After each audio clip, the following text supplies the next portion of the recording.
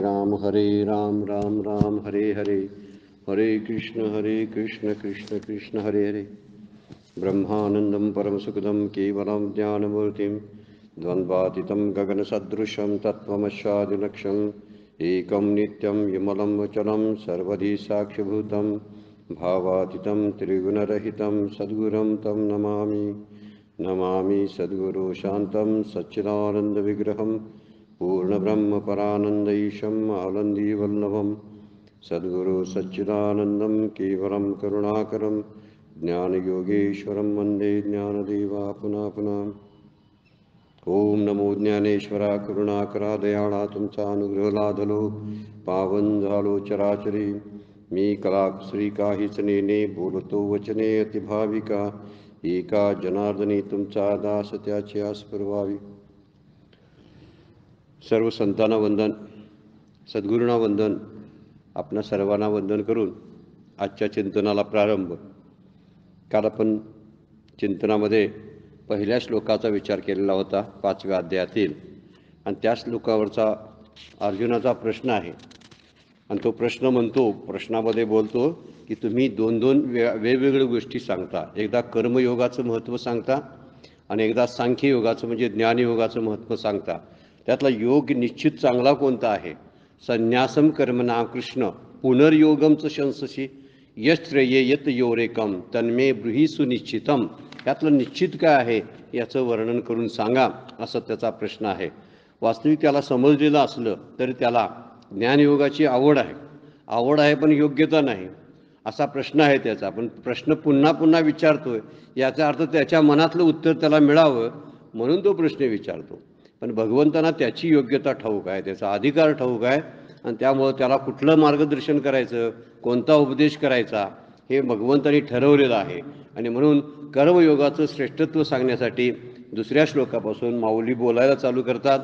भगवंताचा श्लोक आहे, संन्यास कर्मयोगस्य निःश्रेयस करोभो तयस्तु कर्म संन्यासात कर्मयोग विशेषते। त्यात श्रेष्ठ कोणता असेल तर ह्यात कर्मयोग श्रेष्ठ आहे, ज्ञानयोगापेक्षा सोपा आहे।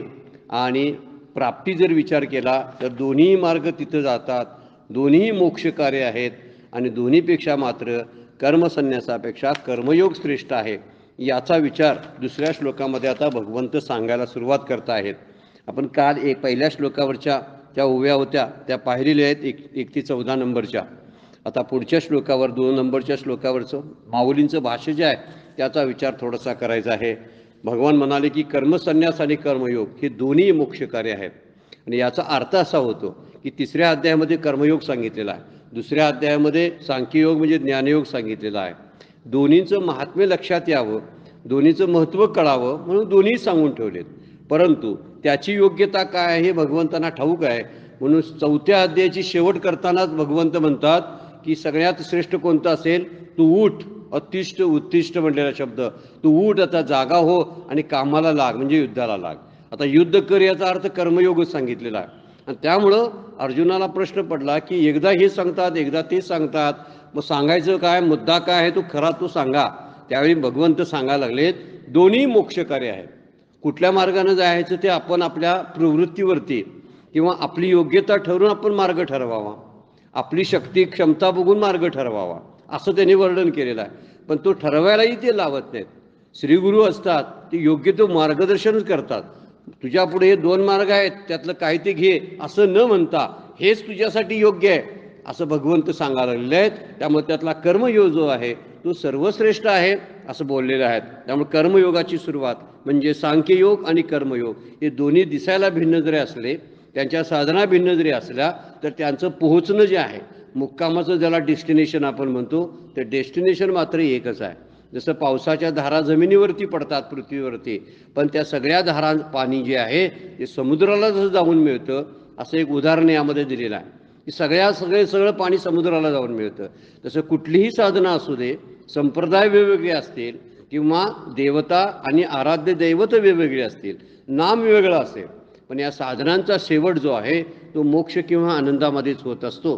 पण साधना निवडताना फक्त आपण श्रीगुरूंचा उपदेश घ्यावा, पण साधनेच्या एकूण प्रवासामध्ये आपलंच कष्ट त्या ठिकाणी उपयोगाला येत असतं। याचं वर्णन आता माऊली करणार आहेत।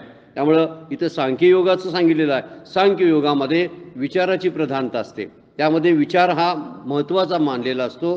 प्रखर वैराग्याची गरज असते सांख्ययोगामध्ये. सांख्ययोग म्हणजे ज्ञानयोग, कर्मयोग, भक्तियोग आणि ज्ञानयोग असे 3 योग सांगितलेले आहेत भगवद्गीतेनं. सगळ्या शास्त्रांनी सांगितलेले आहेत. त्याचे पोट प्रकार आणखीन पडतील. कर्मयोगामध्ये काही पोट प्रकार जरी पाडले तर ते पडतील, किंवा भक्तियोगामध्ये काही पोट प्रकार ज्ञानयोगामध्ये असले तरीसुद्धा साधना भिन्नता मात्र प्रत्येकाकडे आहे. प्रत्येकाचा अधिकारी वेगळा वेगळा आहे. अधिकारी बदलतात. अधिकारी म्हणजे काय? पात्रता असणारी व्यक्ती बदलते, कारण प्रत्येकाच्या पात्रता भिन्न आहेत. ज्याने त्यांनी आपली प्रवृत्ती निवडावी, प्रवृत्ती पाहावी आणि त्यानुसार मार्ग निवडावा, असा त्यातून मुख्य उद्देश आहे. इथं ज्ञानयोगाचं महत्त्व सांगताना म्हणतात त्याला प्रखर वैराग्याची गरज असते. एखादी गोष्ट टाकूनच द्यावी लागते, सोडावीच लागते, मनातूनच जावी लागते. आणि हे मनातून जाणं फार कठीण गोष्ट आहे, हे भगवंतांनाही मान्य आहे, सगळ्या शास्त्रांना मान्य आहे. म्हणूनच कर्मयोगाचा विचार 3ऱ्या अध्यायामध्ये सांगितला. पण विचार करायला गेलं तर कर्मयोग तरी सोपा कुठं आहे? कर्मयोगामध्ये निष्कामता असायला लागते. निष्कामता ही सगळीकडेच आहे. मग निष्काम कर्म जर करायचं तर तो ज्ञानयोगाचीच वाटचाल असते जवळजवळ. निष्काम कर्मयोगातून चित्तशुद्धीद्वारे काय होत असतं? मोक्षापर्यंत त्याची वाटचाल चालू असते. मन शुद्ध होत असतं, अंतःकरण शुद्ध होतं, नाम घेतल्यामुळं, ध्यान केल्यामुळं, हे निष्काम कर्मयोग केल्यामुळं ही चित्तशुद्धी होत असते, चित्त शांत होत असतं. आणि शांत झालेलं, शुद्ध झालेलं चित्त हे भगवंताला आत घेण्यासाठी लायकीचं होतं. त्याची पात्रता वाढते, म्हणजे रिकामं होतं. ते रिकाम्या झालेल्या ठिकाणी भगवंत येऊन थांबतात ना. आपलं चित्त आता रिकामं नाही आहे, याचा अर्थ शुद्ध नाही, ती चंचल आहे, त्यामध्ये विक्षेप आहेत. आणि अशा विक्षेप असलेल्या चित्तामध्ये भगवंताचं दर्शन होत नाही. आपण म्हणतो ना, शांत आणि स्थिर आणि स्वच्छ पाणी असेल तर त्यात सूर्याचं प्रतिबिंब अगदी बरोबर पडतं. तेच पाणी जर पावसाळ्यातलं गढूळ पाणी असेल तर त्यात सूर्याचं प्रतिबिंब दिसत नाही. तेच पाणी जर वाहतं असेल तर वाहत्या पाण्यातसुद्धा प्रतिबिंब दिसत नाही. म्हणजे मल म्हणजे गढूळ पाणी आहे, विक्षेप म्हणजे वाहणारं पाणी आहे. आणि ग्लासमध्ये जर शांत स्वच्छ पाणी जर ठेवलं तर त्यामध्ये सूर्याचं प्रतिबिंब दिसतं. या ठिकाणी हे सत्वगुणयुक्त अंतःकरण म्हणतात त्याला. हे सत्वगुणाचं अंतःकरण तयार झालं की आपण ज्ञानयोगासाठी पात्र होत असतो, हे सांगणं आहे. आणि त्यासाठी प्रवास आहे. म्हणून इथं सांख्ययोगाचं किंवा ज्ञानयोगाचं महात्म्य सांगताना म्हणतात की या ठिकाणी विवेक आणि वैराग्याची गरज असते.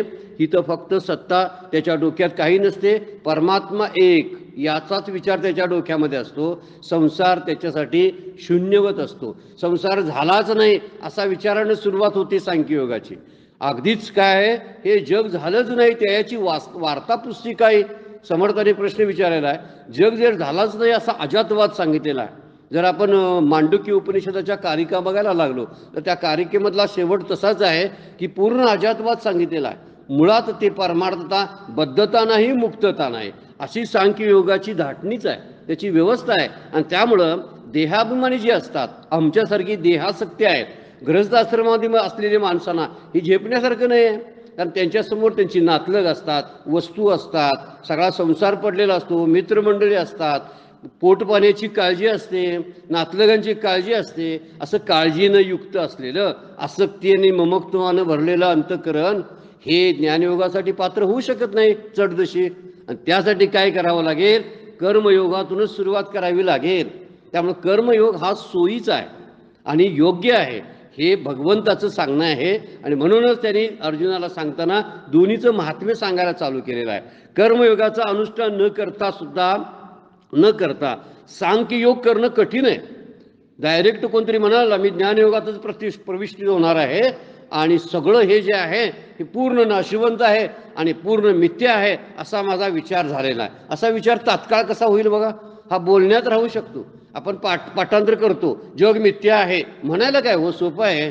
पण जग मिथ्या आहे असा मनाचा निश्चय व्हायला मात्र खूप दिवस लागणार आहे. आणि मनाचा निश्चय व्हायला त्या पद्धतीची मनाची तयारी करून घ्यायला नको काय? त्याच्याकडून व्यायाम करून घ्यायला नको काय? जर त्या एखाद्या पैलवानाला कुस्तीसाठी उतरायचं जर असेल तर त्या पैलवानाची अगोदर तयारी करून घ्यायला लागते. एखादं नाटक योग्य त्या थिएटरमध्ये उभा करायचं असेल तर त्याच्या शेकडो अशा रिहर्सल अगोदर व्हाव्या लागतात ना. अशा रिहर्सल झाल्या तर एक नाटक असं मग बाहेर पडत असतं की जे लोक म्हणतात फार छान आहे. आता या 96 पाठीमागं काय झालंय त्याचं कोणाला माहीत नसते, काय काय त्याच्या पाठीमागं असतं. तसं या सांख्ययोगामध्ये किंवा ज्ञानयोगामध्ये प्रविष्ट व्हायला कर्मयोगाची पराकाष्ठा आहे, प्रयत्नांची पराकाष्ठा आहे. त्यामध्ये कितीतरी अंतकरणाला वेगवेगळी वळणं लावावी लागतात. म्हणून मनाला बोध जो केला, 205 श्लोक लिहिलेत समर्थांनी, तो मनाला बोध करून ठेवला आहे की मना हे सगळं असं आहे आणि तू तुझी तयारी करून ठेव. म्हणजे तयारी कर याचा अर्थ काय, याला एकदा समजत चल. हळूहळू हे नाशवंत आहे असं लक्षात घे, उदाहरणं घे, बाजूचा परिसराचा अभ्यास कर, सर्वे कर आणि त्यातून तुला कळायला लागेल हे नाशवंत खरंच नाशवंत आहे. आणि ते नाशवंत आहे तर मीही त्यातलाच एक जन्मलेला आहे आणि ज्याला जन्मन आहे त्याला मरण आहे असा समज करत जा. रोज त्याचा अभ्यास करत जा.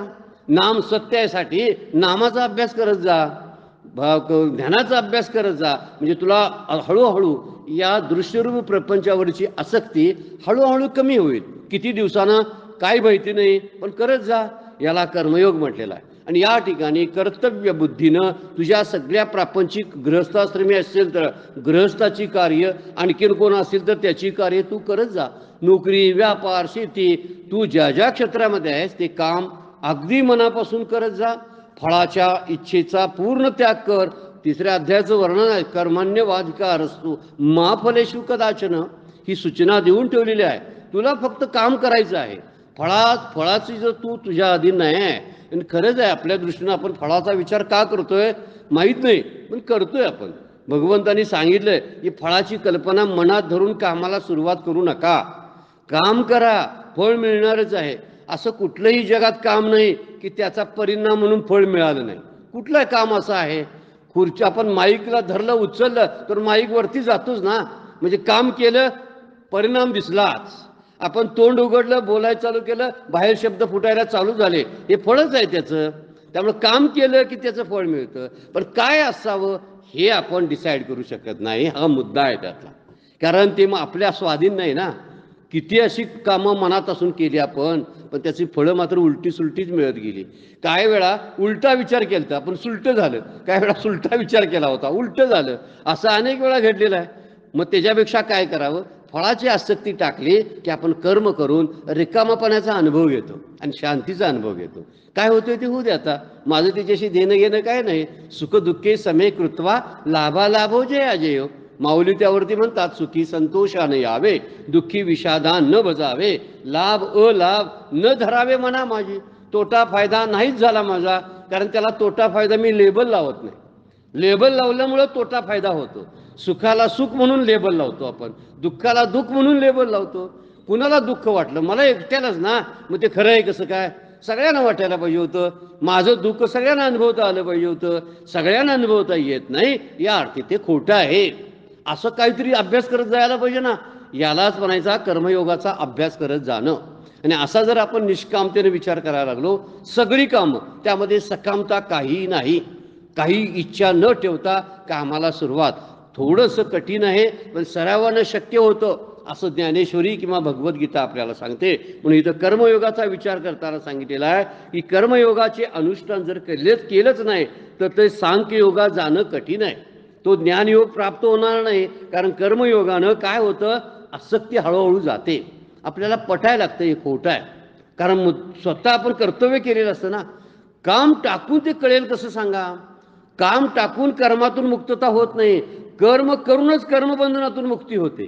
काट्यानं काटा काढणं आपण ज्याला म्हणतो ना, तसंच आहे ते. मी म्हणतो माझं शरीर टाकतो आणि मी मुक्त होतो. नाही रे बाबा, हे शरीर पाहिजे, तिथंच मुक्तीची व्यवस्था आहे. आणि त्या शरीराच्या द्वारे तू मुक्तीला पात्र होऊ शकतोस. शरीर टाकून कसं चालेल? तसं कर्म टाकतो आणि कर्म संन्यास घेतो, शक्य नाही. तुझे श्वासोच्छ्वास चालू आहेत, तुझं खाणं झोपणं जेवणं चालू आहे, ही सगळी कर्म कोण करणार? मग जर कर्म टाकतो म्हणलास तर. टाकतो म्हणजे आळसानं बोलत असेल. टाकणं वेगळं आणि सुटणं वेगळं आहे. हे सुटणं घडलं ना, त्याला नैष्कर्म्य स्थिती म्हटलेलं आहे. नैष्कर्म्य स्थिती. आणि नैष्कर्म्य स्थिती म्हणजे कुठल्याही प्रकारचं काम सकामता नसलेली स्थिती. अशा स्थितीमध्ये तो जाऊन पोचतो. त्यावेळी त्याने कर्म टाकलेली नसतात बरं काय, सुटलेली असतात त्याची. हळूहळू, त्याला शब्द वापरलेला आहे, हळूहळू ढाळे ढाळे असं माऊली ज्ञानेश्वरीमध्ये बोलतात. हळूहळू ते सुटत जातं आणि सुटलं की समस्त संसाराबद्दलचा चिकटणं जे आहे ते चिकटणं बंद होतं. त्याला अटॅचमेंट ज्याला आपण म्हणतो ते अटॅचमेंट सुटते आणि सुटल्याचा एक अनुभव येत असतो. जसं खोबरं असतं ना, वाळल्यानंतर जसं आतल्या आत गोटा सुटतो ना त्या टरपलापासून, वाळल्यानंतर सुटतो. ओलं खोबरं त्या कवटीला पकडून बसलेलं असतं. जोपर्यंत पकडून बसलेलं असतं ना, तर नारळ फोडायला आपण जर गेलो ना तर तो तुकडे तुकडे होऊन बाजूला पडतो. एकदम हे पडत नाही, तुकडे तुकडे होऊन बाजूला पडतो. पण तोच नारळ जर सुकला, वाळला झाला, आत असा खडखडखड वाजायला लागला तर वरचं टरपल अलगद बाजूला होतं, अलगद. तसं देह सोडताना तो मृत्यूच्या समयी अलगद देह टाकतो. जसा अंगातला शर्ट काढून टाकावा इतक्या अलगदपणाने तो देह सोडतो. म्हणजे हा देह सोडण्याची काय प्रक्रिया शास्त्रानं वर्णन केलेली आहे, आपल्यालाही अनुभवता येण्यासारखी आहे. जर सत्पुरुषांनी ती अनुभवली, आम्ही माणसंच आहोत, अनुभवता येते, ते शक्य आहे, एवढं सांगायचं आहे. पण हळूहळू जा, उडी मारू नकोस, तुला त्रास होईल म्हणतात. सांख्ययुगामध्ये डायरेक्ट जाणं म्हणजे तोंडगशी पडण्यासारखा प्रकार आहे. त्यासाठी शांतपणे अभ्यास करा अगोदर शास्त्राचा, सद्गुरूंच्याकडून योग्य ते मार्गदर्शन घे, त्या मार्गदर्शनाप्रमाणे साधना कर. साधना करून हळूहळू सत्संगामध्ये जा, सत्संगातून प्रश्न निर्माण होतील, त्या प्रश्नाची उत्तरं शोध, उत्तराचं चिंतन कर, मनन कर आणि मननानंतर तुला समजायला लागेल हे असं आहे, हे असं आहे. ज्यावेळी तुझ्यात ते दृढीकरण होईल ना, त्यावेळी तू सांख्ययोगाला पात्र होशील. जसं खोबरं बरोबर सुटायला लागलं, नारळ बरोबरच बाहेर पडला, त्याला कारण आहे ती पाण्याची ओलेपणाची आसक्ती होती ना नारळाची, ती सोडत नाही. आतच जो ओलसरपणा आहे तो आटावा लागतो, अग्नी द्यावं लागतो, म्हणजे उष्णता द्यावी लागते. कसली? साधनेची उष्णता द्यावी लागते, तप करावं लागतं. तपाशावर ते साधत नाही, आणि तप म्हणजे अशी अग्नीची उष्णता देणं, आणि मग सुट्टा होतं खोबरं त्यापासून. त्याशिवाय अलगद होणार नाही. मी आत्मा या शरीरापासून भिन्न आहे हे कळायला लागतंय. कशामुळे कळलं आपल्याला? शरीराच्या द्वारेच आपण ते काम केलं. शरीर हे फार मोठं साधन आहे मुक्तीचं, फार मोठं द्वार आहे, मुक्तीचं द्वार आहे. म्हणून येणेची शरीरे, माऊलींची ओळी आहे बघा 3ऱ्या अध्यायामध्ये, येणेची शरीरे शरीरा येणे सरे, किंबहुना येरजारे चिरा पडे. येरजारा म्हणजे पुढची येरजार जी जन्म मरणाची आहे ती बंद पडेल, चिरा पडे. कशानं? येणेची शरीरे, याच शरीराच्या द्वारे शरीरा येणे सरे, शरीराला यायचं बंद होतं. कुणाच्या द्वारे? शरीराच्या द्वारे. आणि हा म्हणतो काय, मी शरीरच टाकतो आणि मी मला मुक्ती प्राप्त करायची आहे. तसा प्रकार आहे. मी कर्मयोगाचा अभ्यास करणार नाही, अनुष्ठान करणार नाही, डायरेक्ट मी ज्ञानयोगाचा अभ्यास करणार आहे. बरेचसे लोक भरकडत गेलीत बरं काय, अनुभव आहेत आपल्याकडे सुद्धा, खूप अनुभव आहेत तसे. डायरेक्ट की मला थोडं मोठं शास्त्र जाणून घ्यायचं आहे, भल्या भल्या पारिभाषिक शब्दांचा अभ्यास करायचा, ती शब्द लक्षात ठेवीपर्यंत हे कशासाठी आहे हेच मुळात काही दिवसानंतर कळत नाही. अरे हे सगळं मुक्तीचं साधन आहे पण कळतच नाही. त्याच्यापेक्षा सोपी भक्ती करावी, त्याला सोपी म्हणतात हा. मुळात बघायला गेलं तर भक्तीसुद्धा अवघड आहे, नाम घेणं अवघड आहे. अहो 5-2 मिनटं काय क्षणसुद्धा शांत बसता येत नाही ध्यानाला, आपल्याला निर्विचार होऊन बसता येत नाही. आणि मग काय त्यामुळं कसलं ध्यानाचं काय होणार आहे, हा विचार करण्यासाठी नामाचा सोपा मार्ग आपल्याला सांगितलेला आहे. म्हणून कर्मयोगानं आसक्ती हळूहळू जाते. ह्या संसाराबद्दलचं जे ममत्व आहे, माणसांच्या बद्दलचं, वस्तूबद्दलचं, एकूण परिस्थितीबद्दल असणारा जी आपलेपणाचा भाव आहे, माझं पण जे असतं ते माझं पण संपून जायला लागतं. आणि माझं पण संपून गेलं की तो कर्मयोगातून हळूहळू ज्ञानयोगामध्ये प्रविष्ट होतो. म्हणून तू युद्ध कर, आणि युद्ध तू कसं कर तर न्यायाच्या स्थापनेसाठी मी युद्ध करालोय असा चिडून वैर्यानं सूड घ्यायचा म्हणून बाण सोडू नको. तुला सूड घ्यायचा नाही, तुला न्याय स्थापन करायचा आहे, म्हणजे निष्काम कर्म करायचं आहे. निष्काम कर्मामध्ये फक्त कर्तव्य बुद्धी असते, अन्य काही नाही. अत्याचाराचा थांबवायचा आहे, न्यायाची धर्म संस्थापनार्थ आहे. काय म्हणतात, युगाने युगे मी जन्माला घेतो हे धर्माची संस्थापना करण्यासाठी. भगवंताने अनेकांचा शिरछेद केला, हसत हसत शिशुपालला मारलं, हसत हसत चानूर किंवा कंसाला मारून टाकलेला आपण बघतो. रावणाला बाण शेवटचा सोडताना हसत हसत सोडलेला आहे, कारण त्यांच्या उद्धाराची काळजी आहे, त्यांच्याकडून पाप आधी घडू नयेत ही दया आहे त्या शत्रूबद्दलची. शत्रूबद्दलची दया येऊन शत्रूला संपवणं फार कठीण आहे, वैरत्वानं संपवणं फार सोपं आहे. हो, मला वैरच आहे त्यामुळे शत्रूवर मी शत्रूचा सूड घ्यायला सोपं आहे, पण शत्रूबद्दलची दया येऊन त्याला मुक्त करायसाठी धडपडीनं त्याला संपवणं हे त्याच्यासाठी योग्य आहे, म्हणून त्याला मारणं फार कठीण आहे. हे करून दाखवलं आणि मग भगवंत सांगायला लागलेत कर्मयोग श्रेष्ठ आहे. पण असा करतो मात्र ह्या पद्धतीने करायला पाहिजे. मुलांना वाढव मोठं कर, पण मुलांच्याकडून अपेक्षा ठेवू नकोस, याला म्हणायचा कर्मयोग. आपण आपल्या अपेक्षा केवढ्या हो, सगळ्यांच्याकडून, नातेवाईकांच्याकडून अपेक्षा, शेजाऱ्यांच्याकडून अपेक्षा, आपल्या शरीराकडून अपेक्षा केवढ्या. ह्या माझ्या शरीराने हेच करायला पाहिजे, तेच करायला पाहिजे. मग आधीमध्ये ते बरोबर काय बंड करत असतं आणि आपल्याला हिसका दाखवत असतं. तुझ्या तंत्राने मी वागणार नाही म्हणते शरीर, कारण माझ्यावर काळाची सत्ता आहे, तुझी नाही. आणि काळाची सत्ता असल्यामुळं मी काळाच्या चक्रामध्ये अडकलोय, त्याप्रमाणे मी वागतो, तुझ्या मताप्रमाणे वागत नाही. हे शरीर सुद्धा माझं ऐकत नाही. मग कुणाकडून अपेक्षा कशाला ठेवायच्या. अपेक्षामध्ये गुंतून बसलो तर अपेक्षा भंगाचं दुःख येणार आहे. मग कर्मयोग काय सांगतो, अपेक्षाच ठेवू नकोस आणि काम मात्र सोडू नको. यातला दुसरा आणि मुद्दा फार महत्वाचा आहे. काम टाकणारे खूप आहेत, ह्यांच्याकडून काय मिळणारच नसेल तर यांना कशाला द्यायचं, ह्या संसारासाठी का राबायचं, असा मुद्दा येण्याची शक्यता आहे. नाही, जन्माला आलास ना तर तुला कर्म सुटत नाही. प्रारब्ध आहे, पूर्वसंस्कार आहेत आणि प्रकृती आहे. या तीन गोष्टीमुळं तुला कर्म करावंच लागेल. आणि कर्म करत राहा, अपेक्षा सोडून कर, याला कर्मयोग म्हणलेला आहे. म्हणून आपली वस्तू एखाद्या वेळी दुसऱ्याच्या, आपल्याकडे जास्त एखादी वस्तू आहे, ती दुसऱ्याच्या उपयोगाला आणणं सोपं जातं, ती सोडणं सोपं जाते. माझ्याकडे भरपूर आहे आणि यातली एक दोन वस्तू कुणाला तरी दिल्या, त्याचा त्याग घडतो बघा, आपोआप घडतो. पण त्याच वस्तूवर जर लक्षात ठेवून हे वस्तू अनित्य आहे, क्षणभंगूर आहे, मायामय आहे, असं समजून त्याग करायला अवघड आहे का नाही सांगा. ही गोष्ट क्षणभंगूर आहे म्हणून सोडायची नाही. क्षणभंगूर तो पटतच नाही ना लवकर. आणि ज्ञानयोग काय सांगतो, हे सगळं क्षणभंगूर आहे, अनित्य आहे, सगळा संसार मायामय आहे. आता एवढं पटायला तरी पाहिजे. आणि पटायसाठी तयारी कुठं झालेली असते, तयारी कोण करून घेतं, कर्मयोग. म्हणून पहिला टप्पा आहे, आपण मोक्षाचा पहिला टप्पा आणि पहिली पायरी कोणती असेल तर कर्मयोगाची आहे. कर्मयोगाची पहिली आणि शेवटची सुद्धा ठरू शकते. ज्ञानयोगात न जाता सुद्धा जनकादी जे राजे होऊन गेलेत ना, त्यांनी कर्मयोग करत करत मुक्तीची प्राप्ती करून घेतली. जनक राजा होता ना, राज्य सांभाळलं, कुणाला शिक्षा करायची त्यावेळी शिक्षाही केल्या, ज्ञान संपादन आपोआप करून घेतलं कर्मयोगाच्या द्वारे. का, आसक्ती टाकली, ममत्व टाकलं आणि अहंकार टाकला, झाल्या 2-3 गोष्टी सोडल्या आणि काम करत राहिलं, मुक्तीला पात्रच होतो तो. यासाठी वेगवेगळी अशी शास्त्र वगैरे अभ्यासाला पाहिजे, त्याचं चिंतन करायला पाहिजे, असं काही नाही आहे. आणि त्यामुळे इथं म्हणलेलं आहे की कर्मयोगाचं अनुष्ठान, आपल्याकडे असणारी वस्तू दुसऱ्याला देताना मोठा त्याग केला असं वाटत नाही आपल्याला, पण तीच वस्तू, ही वस्तू क्षणभंगूर आहे, याचा काय उपयोग नाही, मिथ्या आहे जग, असं समजून द्यायचं म्हटलं तर मात्र कठीण आहे. म्हणून ज्ञानयोग आचरणाला थोडासा कठीण वाटतो.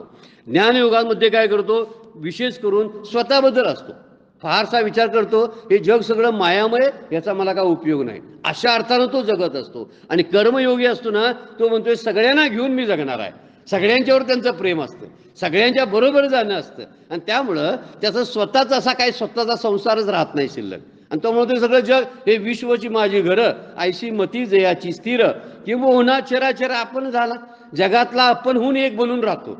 त्यामुळे त्याला स्वतःचं अस्तित्व राहत नाही, जगाच्या अस्तित्वाशी एकरूप होतो. आणि असा एकरूप झालेला जो असतो तो ब्रह्मरूपच होतो ना. म्हणून कर्मयोगाचं अनुष्ठान हळूहळू ज्ञानयोगामध्ये जात असतं. त्यामुळे सांख्ययोगामध्ये बुद्धीचा संबंध येतो, ज्ञानयोगामध्ये बुद्धी तीक्ष्ण असायला लागते. बुद्धी तीक्ष्ण असल्याशिवाय ज्ञानयोगाचं अनुष्ठान करता येत नाही. त्यामुळे ते बुद्धिप्रधान आहे, इथं विचारशक्ती प्रधान आहे, विचारप्रधान असलेला ज्ञानयोग आहे.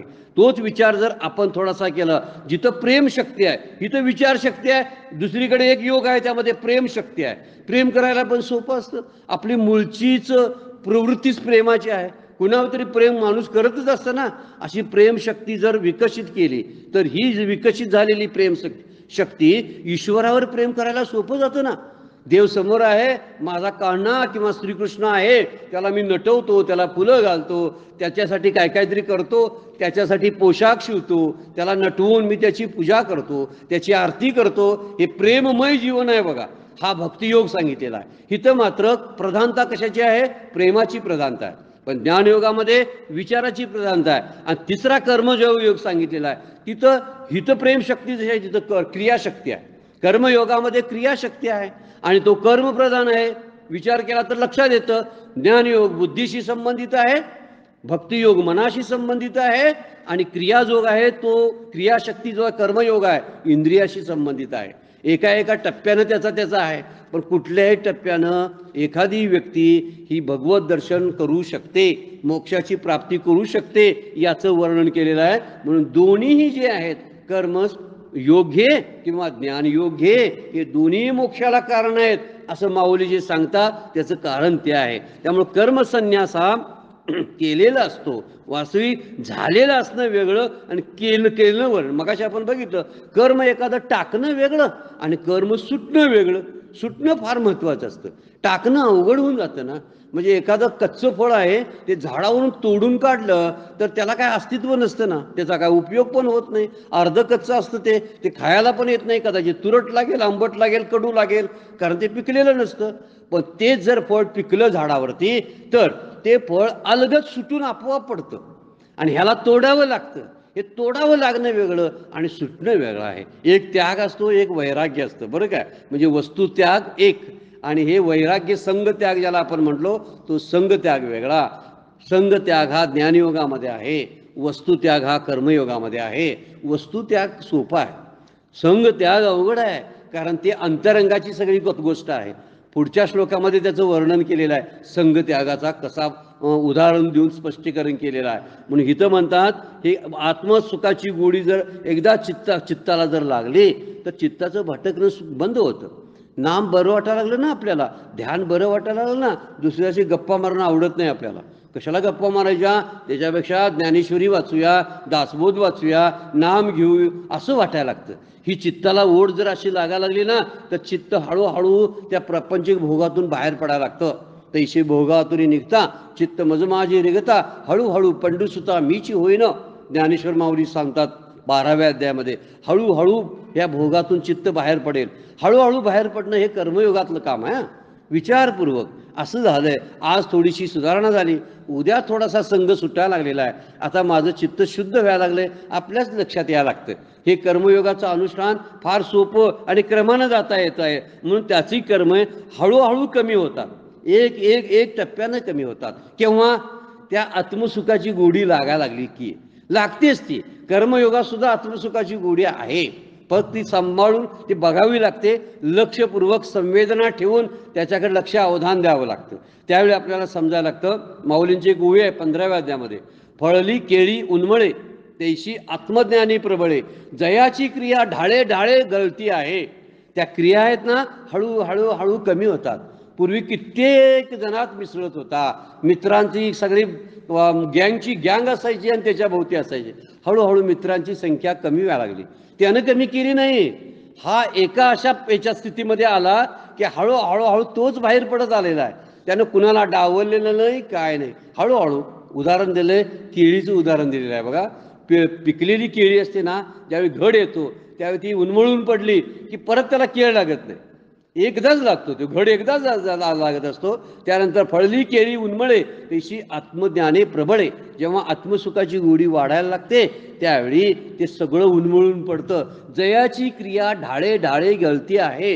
हळूहळू सगळ्याच क्रिया बंद व्हायला लागतात. विचार करणं बंद होतं, जाऊ दे तिकडं.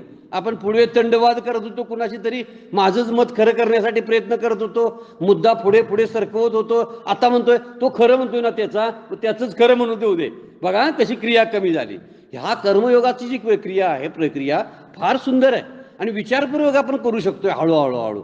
आणि हळूहळू करून एक दिवस असं होतं, सगळंच थांबायला सुरुवात होते आणि कधी ज्ञानयोगामध्ये तो प्रविष्ट झाला आणि मुक्ती मिळाली हेही त्याला लक्षात येत नाही. इतक्या शांतपणे त्यानं प्रवेश त्यामध्ये केलेला असतो असं माऊली म्हणतात. म्हणून ही बाह्य उपासना जी आहे, ती कर्मकांड जे आहेत त्याची कमी व्हायला लागतात. आता नको वाचायला म्हणतो तो, वाचून झालं की माझं आता कशाला वाचायचं. आता खूप बोलत होतं पूर्वी, आता बोलायची पण गरज नाही आहे, नको वाटते बोलायला, बोलायची उर्मीच येत नाही. मी काय मौन पाळलं नाही, पण मौन नाही तर पण बोलूच वाटत नाही. गंमत बघा ना कशी कमी होते. पूर्वी खूप बडबडणारी माणसं ज्यावेळी नामात शिरतात ना, त्याचं 50% बोलणं कमी होते बघा, नामामुळं नुसत्या. बरं काय, याचा अर्थ होतो की त्याचं महत्त्व नामाचं वाढतं आणि बडबडण्याचं महत्त्व कमी वाटायला लागतं त्याला. ज्याचं महत्त्व जे आहे ना ते जास्त वाटायला लागलं की दुसऱ्या क्रिया आपोआप कमी व्हायला लागतात आणि ह्या दुसऱ्या क्रिया हळूहळू कमी होणं हे फार सुंदर प्रवास आहे साधनेतला. हळूहळू व्हायला लागते कारण त्यामध्ये शक्ती वाढत जाते. रोज हळूहळू शक्ती येत जाते. एखादं लहान मूल जन्मलं म्हणून लगेच काय रांगायला चालू करत नाही. रांगायला लागलं तर आपल्याला धक्का बसेल. हे का मूल आहे का काय आहे म्हणणार आपण. त्याच्यापेक्षा हळूहळू जर करायला लागलं, सरपटायला लागले, खेळायला लागले, मग रांगायला लागले, मग उठायला लागले, मग पळायला लागले, बरोबर आहे ना. हीच पद्धत बरोबर आहे. कारण हळूहळू त्याला शक्ती मिळत असते निसर्गाची आणि ती शक्ती घेऊन पुढे त्याला वेगळी. अचानक उठलं तर काही दिवसांतर कायमच पडून जाईल. जन्मलेलं बाळ जर उठलं तर शक्ती नसणार ना त्याच्यात. कदाचित मुठेलही कशांतरी, पण ते नंतर एकदा ढासळलं तर परत उठणार सुद्धा नाही. तसं ज्ञानयोगामध्ये प्रविष्ट झालेला त्याचं पतन होतं असं शास्त्र सांगतं. पतन म्हणजे जर ना घाट का काय म्हणतो तसा प्रकार होतो.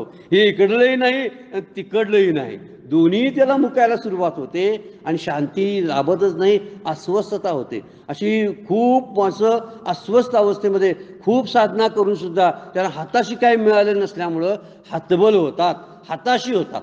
हाताशी काय मिळालं नसल्यामुळं हाताश होतात. हे हाताश झालेली माणसं जी असतात ना त्यांना योग्य असं शास्त्राचं सद्गुरूंचं मार्गदर्शनाची अत्यंत गरज असते. अशा ठिकाणी ती चढदिशी मात्र शाणी होतात. मात्र ज्यांनी साधना केली खूप पण हाताशी काय आलं नाही आणि जर त्यांना चुकून जर एखाद्याचा जर सल्ला सापडला सद्गुरूंचा तर ती माणसं चढदिशी सुधारतात. कारण त्यांनी अगोदर पूर्वतयारी सगळी त्यांची झालेली असते आणि त्या कारणामुळं ते लगेच उभा राहतात.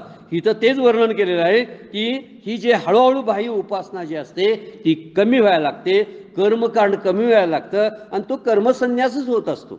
रामकृष्ण परमहंस त्याला काय म्हणतात, ही गलित कर्म अवस्था म्हणतात. गलित कर्म अवस्था.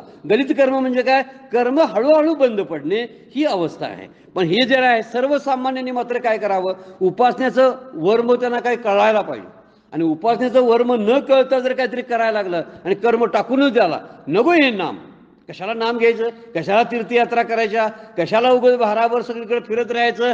अरे फिरल्यामुळंच तुझी तयारी होती, आतली तयारी झाली की ज्ञानाला पात्र होत असतो आणि म्हणून त्यासाठी ते करायचं असतं. तर ही तो उपासना जी आहे त्याला म्हटलेलं आहे ही अवस्था ती जशी गलित कर्म अवस्था आहे तशी ह्यांची काय होते, गलित गात्र अवस्था होते, म्हणजे उपयोगाची नसलेली. याचा अर्थ काय शिल्लकच राहत नाही, रामकृष्ण परमहंस म्हणतात. म्हणून विचारपूर्वक साधनेला हात घातला पाहिजे. म्हणून कर्मयोगाला अजिबात गौणत्व दिलेलं नाही भगवंताने, उलट कर्मयोग श्रेष्ठ म्हणलेला आहे. श्रेष्ठ शब्द वापरलेला आहे. श्लोकामध्येच म्हणतात तयस्तु कर्मसन्यासात कर्मयोग विशेषते. कर्मयोगच त्याचा खरी विशेषता आहे. कर्मसन्यासापेक्षा कर्मयोगाचं महत्त्व जास्त आहे आणि म्हणून कर्मयोगाला इथं गौणत्व दिलेलं नाही. त्यातूनच कर्मसन्यासाची तयारी होत असते, ही चित्तशुद्धी होत असते. त्यामुळं पूर्वी सुरुवातीची साधना आहेत त्याला कमी मानायची काही गरज नाही. कशाला मानायची कमी, त्यामुळं तर मी वर गेलो ना. खरी गोष्ट ती आहे. पोहायला लहानपणी आम्ही फुगे वगैरे वापरायचो, पाठीमागं डबा वगैरे बांधायचा आणि वडील आमचे पाण्यात सोडायचे आम्हाला. आणि ते पाण्यात सोडायचं आम्ही असं म्हटलं पण म्हणता येईल काय, हे डबे कशाला देताय, सोडा आम्हाला डबे वगैरे काय बांधू नका, आमचं आम्ही जातो म्हणजे बुडतो असा त्याचा अर्थ आहे. मग डबे बांधले होते, बरं झालं. जेव्हा पोहायला तो निष्णात होतो, तरबेज होतो, त्यावेळी डबा सुटतो. ते काय डबा त्याने टाकला नाही, डबा सुटलाच, त्याला गरजच पडत नाही ना. असा ज्ञानयोगात एकदा प्रविष्ट झाला ना कर्मकांड आपोआप सुटतं. आपण सोडू नये, आपण सोडला की घात आहे. हा मुद्दा फार अगदी अंडरलाईन करण्यासारखा आहे यातला आणि आपल्या प्रापंचिकांना आणि साधक नवीन अवस्थेमध्ये असलेल्या साधकांना फार मौल्यवान आहे की त्याशिवाय चालत नाही. हे करावंच लागते सगळं. मग हे करायची गरज होती काय, असा फिरून ह्याच रस्त्यानं गेलो होतो, हितच होतं मला माहीत नाही असं मात्र होते. ही गोष्ट काय आहे, शास्त्रानं पण पटवून दिलेली आहे की मी एवढं हितून गेलो होतो, हितूनच या रस्त्याने गेलो, पण हिथं असताना मला हे कसं कळलं नव्हतं, कळाय नव्हतं. ते बरोबरच आहे, कारण एवढा टप्पा मारावाच लागतो. त्याशिवाय त्या जाताना प्रवासातली जी मजा आहे, प्रवासातलं तप आहे, साधनेतलं कष्ट आहे, ते घेण्यामुळं ही प्राप्ती झाली की आनंद होत असतो. विनासायास जर काहीतरी मिळालं ना तर त्याच्याबद्दल आनंदच वाटत नाही. पण कष्टानंतर एखादी गोष्ट आपल्याला प्राप्त झाली ना तर त्याचा आनंद खूप असतो. मोक्ष हा कष्टाने मिळावा, वास्तविक तो कष्टसाध्य नाही. कष्टाने मिळतोय अशातला काही भाग नाही. नाहीतर बरेच जण राबले असते दिवसभर आणि म्हणले असते संध्याकाळी मोक्ष मिळतोय, मिळालं की रिकामा झालो, असं होत नाही. तो जवळच असतो, पण प्रवास मात्र लांबून करायला लावतो. खरी जर विचार केला, जर जर्नी विदिन असा शब्द वापरला विवेकानंदाने, तो प्रवास आतल्या आतचा आहे, लांबचा नाही. इकडून गेला म्हणे तिकडून आला आणि मग इथं जवळ आला आणि त्याला मुक्ती मिळाली, अजिबातच नाही. आतलाच प्रवास आहे. पण तो आतलाच प्रवास आहे कळण्यासाठी ही पूर्वतयारी कर्मयोगाची श्रेष्ठ आहे. आणि श्रेष्ठ कशाबद्दल बघा, कर्मयोगामध्ये समजा च्युत झाला म्हणजे त्याचं अधपतन होतच नाही. होईल कशानं सांगा बघू? खुर्चीवर बसलाय तोच पडणार ना, काय जमिनीवर बसलाय तो पडेल? नाही पडत. पडण्याची भीती कुणाला सांगा? ज्ञानयोगात गेला तर पतन आहे, कर्मयोगातला पतनाचा संबंधच नाही. कारण तो म्हणतोय मी गृहस्थाश्रमी आहे, मध्यंतरी साधना करत होतो, जरा डळमळी झाली, मुलांची लग्न लागली, त्यामध्ये गुंतून बसलो, गुंतू दे, परत आणि येतो तो. म्हणजे ढासळण्याची शक्यता नाही, पतनाची भीती नाही, असू देत. म्हणून परमपूज्य काका सुद्धा सांगतात गृहस्थाश्रम सर्वात श्रेष्ठ आहे. कारण त्या ठिकाणी काय आहे की भीती नसते, काय त्या ठिकाणी कडं असतं तयार केलेलं असतं. त्यामुळं वासनाने भोग घेण्यासाठी व्यवस्था असते त्यामध्ये. समजा या ज्ञानयोगी माणसाला जर भोग भोगायचे असतील, परत येता येणार नाही, आणि ह्याला जर भोग सोडायचे असतील तर हा गृहस्थाश्रम मी सोडू शकतो घरात राहून, आणि हा जंगलात गेलाय भोग सोडायचं म्हणून, आणि तिथं जर भोग भोगायला लागला तर करायचं काय? म्हणून ज्ञानयोगामध्ये पतन आहे. अगोदर तयारी करा आणि मग जावं जंगलामध्ये. मग कोण काही म्हणणार नाही. पाठीमागचं ओढणारा कुठले जे बंद आहेत ना, ते बंद अगोदरच तोडावे लागतात, त्याशिवाय पुढे कसं जाता येईल? म्हणजे अगोदर घरात राहावं, हळूहळू ते नाजूक बंद तोडावेत, ते गाठी सोडवाव्यात, आणि सुटल्या म्हटलं समजलं कुठेही रिकामपणानं फिरता येतं. पण सुटेपर्यंत कुठंच राहावं? कर्मयोगातच राहावं. मग ज्ञानयोग तिथंच सिद्ध होतो, हे सांगणं चालू आहे. त्यामुळे कर्मयोगाची भीती वाटायची गरज नाही. पण एक गोष्ट, कर्मयोगानं चित्तशुद्धी होते, म्हणजे आपण पात्रतेशी बनतो, पात्र होतो. पण चित्तशुद्धीशिवाय कोणताच मार्ग फलदायी होत नाही, कुठलाच मार्ग. तुम्ही कर्मयोग घ्या, भक्तियोग घ्या, नाही तर ज्ञानयोग घ्या. मन तरी स्वच्छ पाहिजे ना, अंतकरण स्वच्छ नसेल तर त्यातून काहीच होत नाही. म्हणून माऊली पहिल्याच ओळीमध्ये म्हणतात बघा, ओळीमध्ये तो म्हणेगा कुंती सुता, हे संन्यास योगू विचारिता, मोक्ष करू तत्वता दोन्ही होती. दोन्ही मोक्षाला कारण आहेत. श्रीकृष्ण म्हणाले अर्जुना, कर्मसन्यास आणि कर्मयोग यांचा विचार केला असता दोन्हीही तात्विक दृष्टीने मोक्ष प्राप्त करून देणारे आहेत. तो म्हणे कुंती सुता, हे संन्यास योगू विचारिता, मोक्ष करू तत्वता दोन्ही होती. दोन्हीही मोक्ष प्राप्त करता येतो. 15 नंबरच्या ओळीमध्ये माऊली सांगतात. पण त्यासाठी चित्तशुद्धीची फार गरज आहे.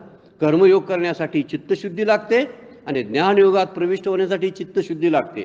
ज्ञानयोगात डायरेक्ट प्रवेश होऊन चित्तशुद्धी होणार नाही, तर कर्मयोगात राहूनच चित्तशुद्धी करावी लागते, अन्यथा करता येत नाही.